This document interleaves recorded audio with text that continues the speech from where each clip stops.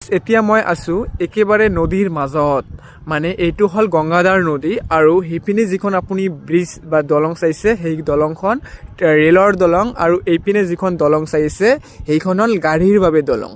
এই লোকেশ্যনটো হ'ল আমাৰ নামনি অসমৰ ধুবুৰী জিলাৰ গোলগঞ্জ বুলি যে কয় সেই গোলগঞ্জৰ ওচৰতে গংগাধাৰ নদী। তো এই গংগাধাৰ নদীৰ ওপৰত এই দুখন ব্ৰিজ দুফালে আছে। দৃশ্যটো বৰ মনোমোহা দৃশ্য। যি কি নহওক এই দুখন ব্ৰিজ নতুনকৈ বনাইছে, কিন্তু এতিয়া কথাটো হ'ল যে এই মাজত যে আপোনালোকে খুঁটাবোৰ দেখিছে ন, এই খুঁটাবোৰ দেখিলে স্পষ্টকৈ গম পোৱা যায় যে ইয়াত পুৰণি ব্ৰিজ আছিল। এই খুঁটাবোৰ তো এইবিলাক চাওকচোন, ইটাৰে তৈয়াৰ কৰা। এইবিলাকৰ লগত জড়িত কথাটো এনেকুৱাই যে ব্ৰিটিছৰ আমবলৰ এইবিলাক।